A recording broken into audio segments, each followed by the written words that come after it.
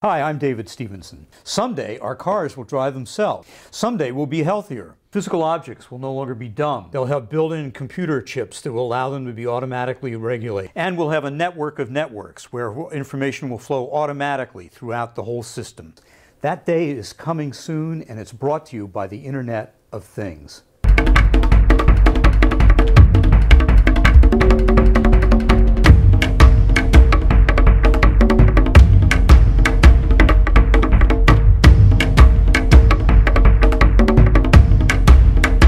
The problem with the Internet of Things is nobody's heard about it. Had you heard about it? Didn't think so. About 4 years ago, we reached a milestone when for the first time there were more things, smartphones, monitors in the home, assembly line sensors, things of that sort, connected by the Internet, more of those than there were people connected by the Internet. Believe it or not, IBM has actually predicted that by 2015, there'll be 1 trillion things connected via the Internet. Isn't that incredible?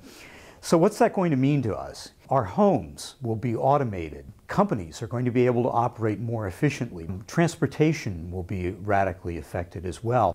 Now, I don't want to bore you with a long lecture about technology, but there are a couple of key points to keep in mind about the Internet of Things.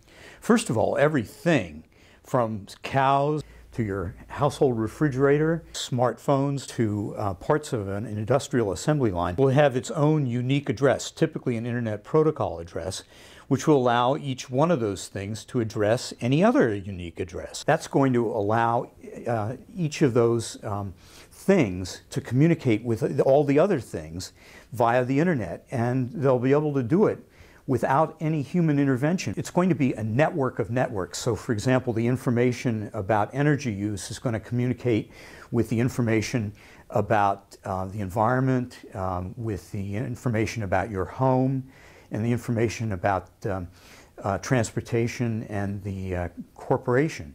And all of those networks of networks will become integrated.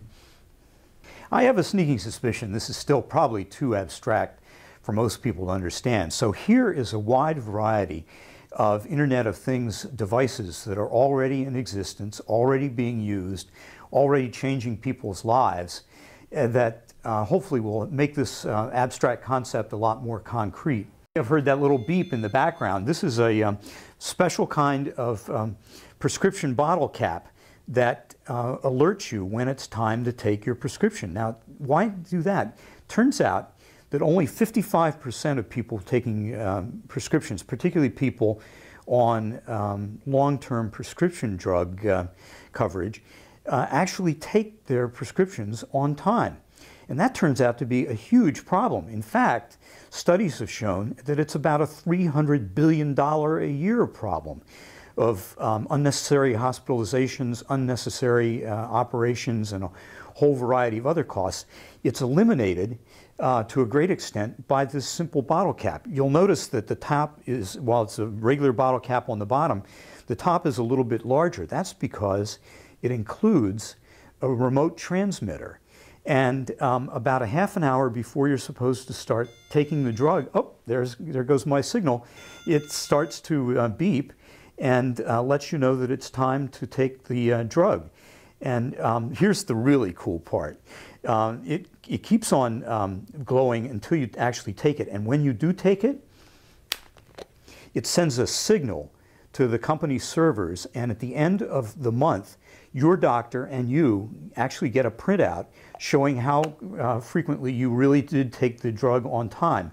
And it's turned out that the little glowing light that goes on here is a tremendously important motivating device, so that instead of that 55% of people who actually take their drugs on time, it goes up to 85%. And that's a huge deduction from that $300 billion a year waste of untaken drugs. So that's the glow cap. It's probably the most important one of them all. It's called the Arduino board. It's a microcontroller board that comes from Italy. It was developed originally for students at a design school who were not computer literate particularly.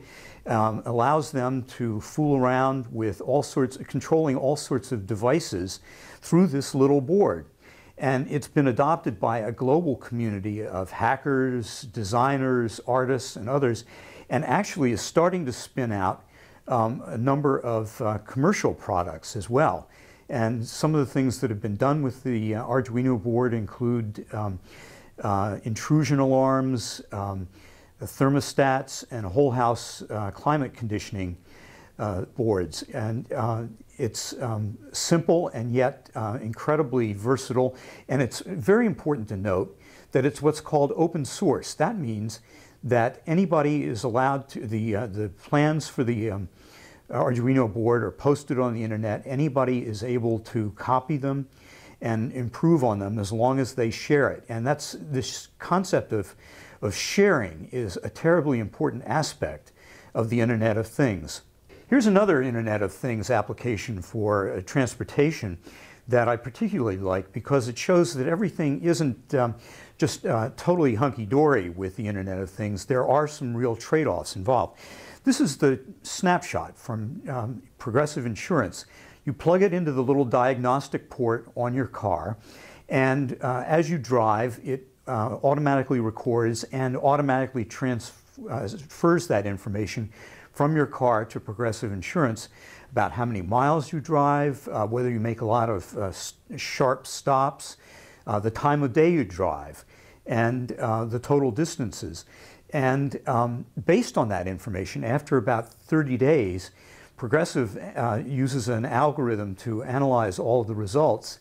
And if you come in at a composite figure that is less than the, what the average driver has, you can actually get a 30% discount on your insurance. Well, that's all well and good.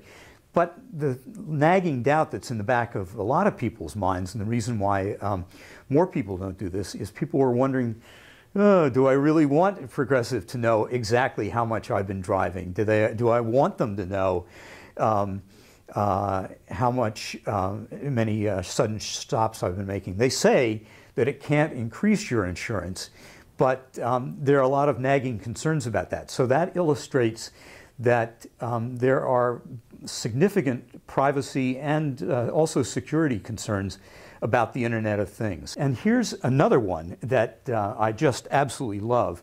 This is one that's in pre-production at this point. This is Jerry the Bear. Jerry happens to be a teddy bear with a very specific audience in mind. That's kids 3 to 7 years old who are diabetic and have to take insulin. And when you think about it, those poor kids are pincushions who often don't know anything about what's happening to them. Well, this sort of turns the tables. Jerry is their bear, and they take care of him, and they take care of his diabetes treatment by using this little monitor and a variety of devices that come with Jerry. And they can actually they can monitor and find out what his blood glucose levels are, and they can administer fake insulin, they can give him snacks, and it's turned out that doctors love it because it really empowers the kids and helps them for the first time to really understand what it is to go through diabetic treatment. And so that's Jerry the Bear. Business and industry are also starting to benefit from the Internet of Things as well. This is a sub-metering sensor for a building that allows you to have much more sophisticated information about energy use than was ever possible with the main meter for the building. It's part of what's called the smart building movement, which builds in sensors throughout a building, the windows, the individual rooms, and allows, on one hand, you to optimize the energy use and at the same time to reduce environmental impacts of that. And the same kind of thing is happening on assembly lines as well, where instead of plain old valves and meters that required humans to go and monitor them, they now have built-in monitors and sensors that relay information on a real-time basis to the assembly line control room, so that for the first time ever, the people in control of the assembly line are able to fine-tune assembly to an extent that they were never able to do before. I mentioned with conjunction with this snapshot that not everything is all bread and roses with the Internet of Things, and there are really some significant problems we face. One, from a national standpoint, is that there's a very real chance that the United States may end up as a also RAND in the commercialization of the Internet of Things. That's because China has made it much more of a priority than our government has. They're doing research in 11 different areas of the Internet, whereas to be charitable, our government is doing research in maybe 2 of those 11 areas. And they are building in sensors into bridges. They're building smart cities all over the place, and every place they do it, they're including sensors. They're doing it in their new factories as well. And last year, the total output of the Internet of Things industry in China was equivalent to $4.12 billion US dollars. The Chinese Prime Minister mentions the Internet of Things whenever he has a chance, whereas opposed to that, President Obama has never mentioned it once, if you can imagine. There are also some technical issues that have to be dealt with as well. One of those is as I mentioned, each item on the Internet of Things will have its own unique address. And we were running out of Internet addresses with the old IPv4 system.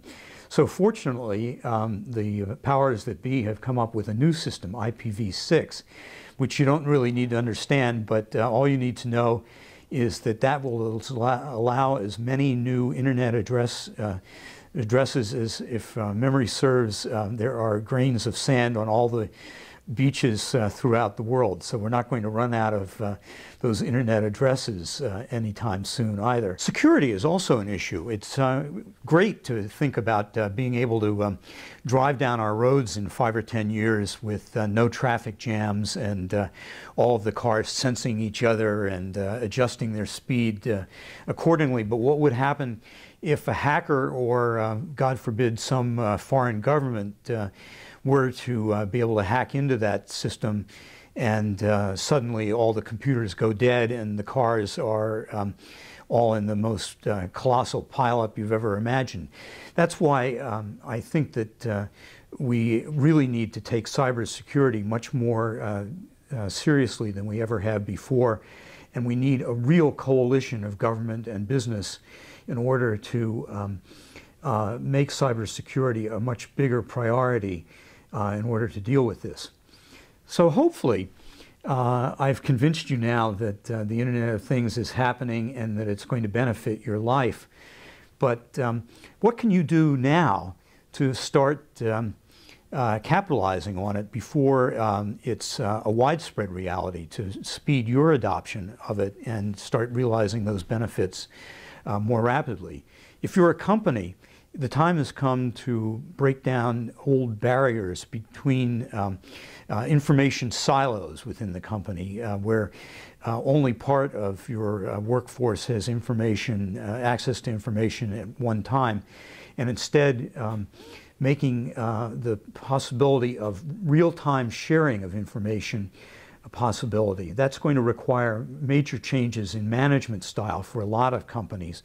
But believe me, the benefits are tremendous of doing that, because you're going to be able to have collaborative decision making. You're going to be able to have all of the players who need to know that information on a real-time basis. Say, for example, dealing with an assembly line. Everybody will have access to that information on a shared real-time basis, and that's going to improve efficiency, but only if we break down the old barriers. So we need to start changing management styles. If you're an individual, you can buy one of the Arduino boards and start playing around with it, or you can get the snapshot from Progressive Insurance and maybe start saving on your car insurance as a result of the Internet of Things. So there is a wide range of things that you can do right now, or you even start buying appliances like the Nest thermostat that have Internet of Things capabilities built in. But so the Internet of Things, in conclusion, is a reality today. It's only going to get bigger and more complex, and it's going to benefit our lives in every way possible. And I hope that this presentation has convinced you that it's important for you to start monitoring the Internet of Things, and that you become involved in shaping this wonderful future. Thank you very much.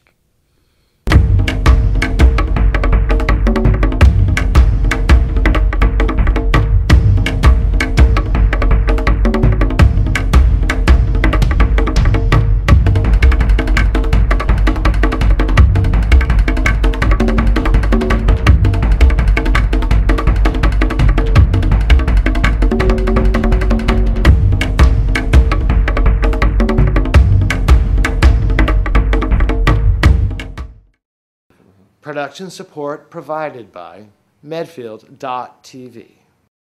Access to our community.